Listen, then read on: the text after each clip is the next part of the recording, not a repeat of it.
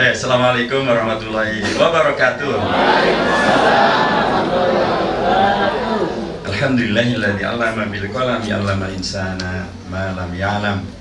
Alhamdulillahilladzi arsala rasulahu sayyidana Muhammadin khairal anam mu'alliman wa mubasyiran wa nadhiran wa da'iyan ila Allahi bi'idnihi wa sirajan munira.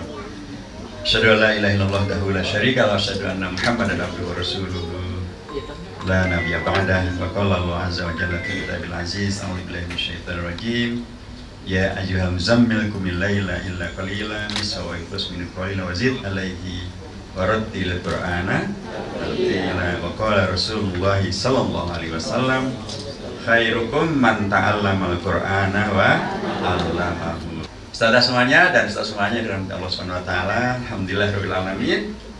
Dan selawat dan salam kita selalu sanjungkan pada Nabi besar Muhammad sallallahu alaihi wasallam, karena atas sunnah beliaulah, atas sukses beliaulah kita bukan hanya bisa berislam, tapi kita juga mendapatkan petunjuk yang luar biasa.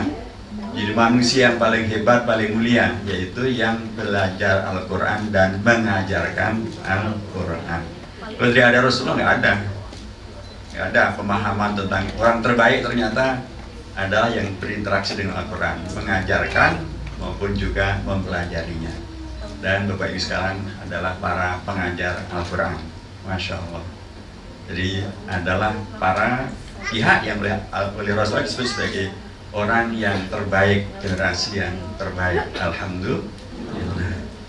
Tapi juga Alhamdulillah beliau mengajarkan. Yang terbaik juga adalah mungkin nggak ikut mengajarkan, tapi ikut mempersiapkan supaya bisa terjadi proses pengajaran. Itu pahalanya sama dengan yang mengajarkan Al-Quran. Dalam hadis riwayat Imam Al-Bukhari, Rasulullah mengatakan, man jahaza ghaziyan fi sabilillahi faqad ghaza. Siapapun yang mempersiapkan agar bisa terjadi jihad, perjuangan di jalan Allah, maka dia mendapatkan pahala yang sama dengan yang berjihad. Siapapun yang mempersiapkan sarana untuk bisa terjadi pengajaran Al-Quran, dia mendapatkan pahala yang sama dengan yang mengajarkan Al-Quran. Maka selamatlah bagi BPKH, Biro Masakan, baik Sangat dan 5, cukup menyediakan pahalanya sama dengan yang mengajarkan Al-Quran. Tapi inilah kolaborasi seperti tadi disampaikan oleh Pak Nur Hadi Antono. Kolaborasi ini juga salah satu dari yang disunnahkan oleh Rasulullah SAW. Al-Quran juga menegaskan, wa ta'awanu 'alal birri wat taqwa wa la ta'awanu 'alal ismi wal udwan. Kita diperintahkan untuk berkolaborasi dalam segala yang membawa kebaikan, baik itu yang bernama takwa, kebaikan ada dalam Al-Quran, maupun kebaikan yang adanya dalam tradisi publik, gotong royong misalnya, bersihkan lingkungan misalnya. Dalam Al-Quran kan tidak ada yang secara spesifik bergotong royonglah, kan tidak adanya. Tapi gotong royong adalah bagian dari albir, dia adalah kebaikan yang diterima oleh masyarakat. Dan inilah satu bukti bahwa kolaborasi bisa dan bisa kita laksanakan. Hasilnya Masya Allah, BPKH terbantu, masyarakat terbantu, sangat makin Al-Quran terbantu, masyarakat terbantu dengan adanya program bersama-sama mempersiapkan pelatihan guru Al-Quran untuk 18 titik se-Jakarta Selatan dan Jakarta Pusat. Mohon maaf mengapa Jakarta Selatan, Jakarta Pusat, karena itu dapil saya memang. Kewajiban saya sebagai tadi disebut sebagai wakil rakyat memang adalah memperjuangkan hak dan aspirasi dari warga di dapil. Maka semakin banyak Bapak yang sekalian mau punya wakil, semakin banyak insya Allah masalah yang bisa didapat. Tapi kalau wakilnya hanya satu, ya segini. Kalau lebih banyak lagi. Apalagi kalau bukan hanya wakil, kalau presidennya, gubernurnya, bupatinya, wali kotanya, dari teman-teman kita semuanya, Masya Allah itu akan lebih banyak lagi masalah yang bisa diwujudkan. Dan dalam konteks kolaborasi, mengajarkan Al-Quran dan kolaboratif, saya teringat dengan satu jurus yang dilakukan oleh seorang ulama besar, Kiai Haji Ahmad Dahlan. Beliau temannya Kiai Haji Hasyim Asy'ari. Kiai Haji Hasyim Asy'ari mendirikan NU, Kiai Haji Ahmad Dahlan mendirikan. Mereka dulu adalah teman ngaji bareng di Kiai Haji Syekh Khalil Bangkalan di Madura. Saya itu melanjutkan ngaji bareng di Syekh Kiai Haji Saleh Darat di Semarang.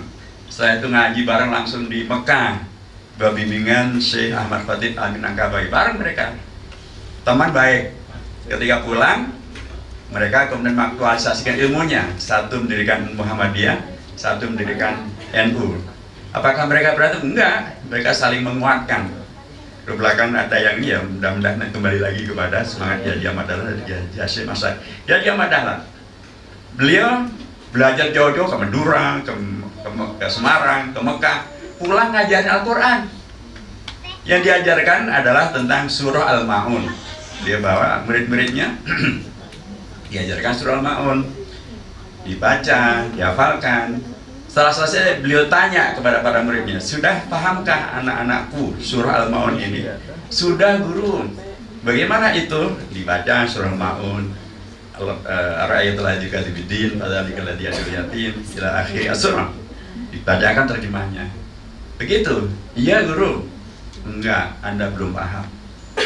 Bagaimana memahaminya? Dibawa satu-satu murid itu, satu dibawa, diajak keluar langgar atau tempat pengajian Al-Quran. Kemudian bertemu dengan anak yatim. Hormati anak yatim, bantu ini anak yatim. Itu baru kamu paham tentang surah Al-Ma'un.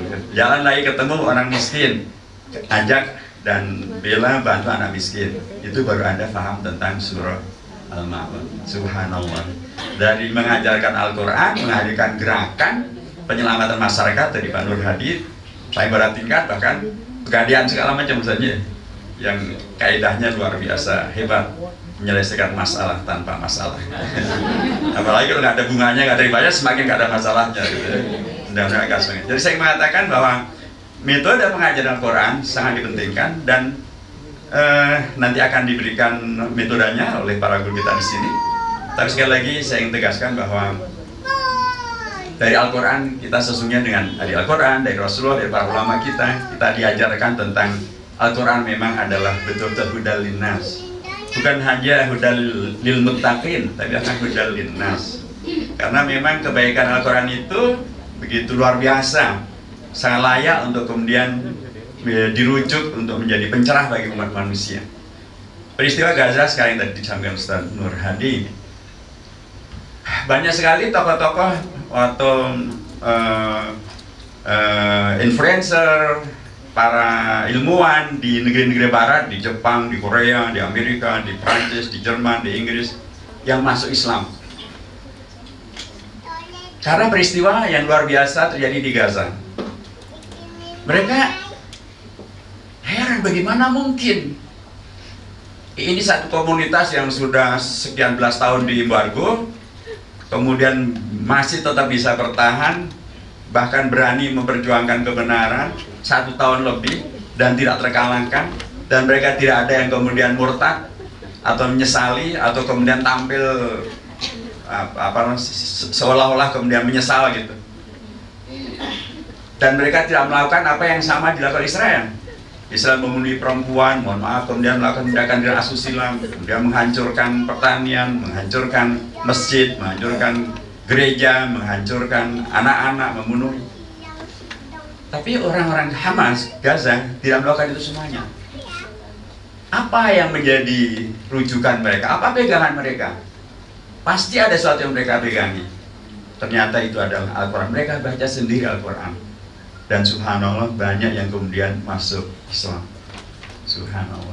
Jadi Al-Quran ini tanpa kita ajarkan pun, sesungguhnya kebenarannya, mukjizatnya menjadi pelajaran oleh siapapun yang membaca dan kemudian bisa. Apalagi kalau diajarkan dengan baik dan benar. Insya Allah akan semakin banyak manfaat dan maslahatnya. Karenanya kita berterima kasih sekali lagi kepada sahabat kita dari BPKH, Pak Miftahudin, sahabat kita dari Rumah Zakat, sahabat kita dari Sanggar Al-Quran yang berkolaborasi dengan kami di DPR RI untuk kemudian bisa terselenggaranya program-program semacam ini. Saya berharap agar para ibu sekalian, para ustaz sekalian, peserta sosialisasi, peserta pelatihan guru Al-Quran ini agar betul-betul bisa memaksimalkan amanah ini, supaya kemudian kalau ini program sukses, insya Allah BPKH dan Rumah Zakat akan lebih banyak lagi berkolaborasi dengan Rumah Zakat untuk melaksanakan banyak program. Tadi kan disebutkan anggarannya 3,9 triliun Pak ya, yang untuk tahun ini sekitar berapa ya? 200 239 miliar. 239 miliar ini kalau dengan rumah zakat bisa 1%-nya saja, 2 miliar saja. Waduh, Masya Allah, ya kan? Dan itu akan terjadi kalau program ini sukses. Kalau dari BPKH, karena kan BPKH juga melaporkan ke kami di Komisi 8 programnya baik atau enggak, bermanfaat atau tidak. Kalau bermanfaat tentu kita dukung, kita tambahkan. Tapi kalau programnya gagal, ya tentu nggak bisa dilanjutkan. Ini maunya gagal atau dilanjutkan? Dilanjutkan. Maka sekali lagi, mari kita maksimalkan program ini. Bagian dari syukur kita pada Allah Subhanahu wa Ta'ala. Terima kasih kita kepada rekan-rekan dari Sanggar Al-Quran, dari BPKH, dari masyarakat, dan dari semuanya, agar kemudian bisa kita lanjutkan menghadirkan Al-Quran yang betul-betul bisa menjadi hidayah untuk orang-orang beriman, untuk takin yang bertakwa, maupun untuk umat manusia, menjadi pencerah, sehingga kehidupan kita, lingkungan kita, masyarakat kita tercerahkan dengan Al-Quran. Nilai-nilai yang begitu luar biasa menghadirkan komitmen untuk menghadirkan yang ma'ruf, meninggalkan yang munkar. Memang tidak mungkin kemudian kita bayangkan otomatis akan menjadi generasi seperti Rasulullah. Dan kalau tidak seperti Rasulullah kemudian kita mutung, kita nggak bisa. Ada cerita sedikit.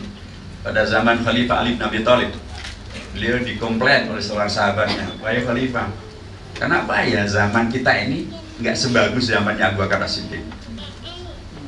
Kata beliau, "Ya pasti nggak sebagus zaman Abu Bakar As-Siddiq. Pada zaman Abu Bakar As-Siddiq, khalifahnya Abu Bakar As-Siddiq, rakyatnya saya, Ali bin Abi Thalib. Zaman saya, khalifahnya Ali bin Abi Thalib, rakyatnya Anda. Ya pasti nggak sama. Tapi nggak sama itu bukan berarti kemudian bukan mereka mutung. Karena hanya ada salah satu sedikit kemudian, wah ini kafir, ini murtad, ini pengkhianat." Al-Quran mengajarkan kepada kita tentang etika yang luar biasa. Bagaimana kemudian Rasulullah berikan pada kita ajaran yang luar biasa, bagaimana kita bisa terus dalam kemanusiaan kita, meningkatkan kualitas kemanusiaan kita. Ada kesalahan kita, ya minta maaf, ya taubat, ya memperbaiki. Terus begitulah Al-Quran, sehingga kemudian akhirnya menjadi dari Iqra bismi rabbikal ladzi khalaq. Ujung akhir daripada Al-Quran sering saya katakan adalah surah apa? Apakah surah yang terakhir dari Al-Quran? Surah apa yang terakhir dari Al-Quran?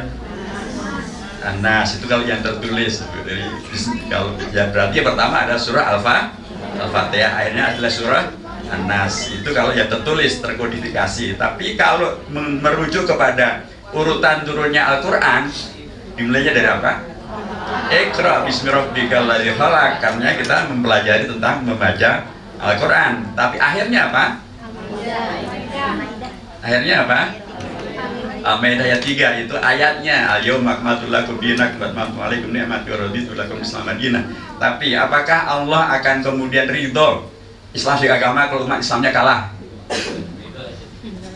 Kalau ridho itu aja gitu.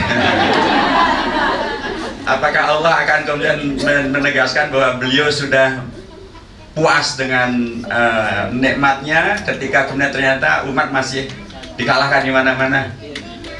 Nggak mungkin. Maka surah yang terakhir bukan ayat yang ketiga dari surah Al-Maidah, dari surah An-Nasr. Idza jaa nasrullahi wal fath wa ra'aitan nasa yadkhuluna fi dinillahi afwaja fasabbih bihamdi rabbika wastaghfirhu kana tawwaba. Jadi ada gambaran yang jelas bahwa ketika kita membaca Al-Quran, mengajarkan Al-Quran, itu sudah terbayang ujung akhirnya jelas. Kita nggak kemudian, aduh, apa sih ujung akhir daripada Al-Quran ini? Ujung berakhir akan ada menjadi manusia-manusia yang menang, manusia-manusia yang unggul, manusia-manusia menjadi khaira ummah, manusia-manusia yang risanya rahmatan lil alamin. Dengan negerinya menghadirkan negeri yang baldatun thayyibatun wa rabbun. Itulah kemenangan. Karenanya ujung terakhir daripada Al-Quran bukan terserah menjadi apa saja. Apalagi untuk jadi kalah ya nggak apa-apa deh. Ridho kalah enggak lah, Ridho nggak akan kalah. Mana ada Ridho kalah? Ada yang Ridho kalah? Enggak lah, kalau kita Ridho ya mestinya ya menang gitu.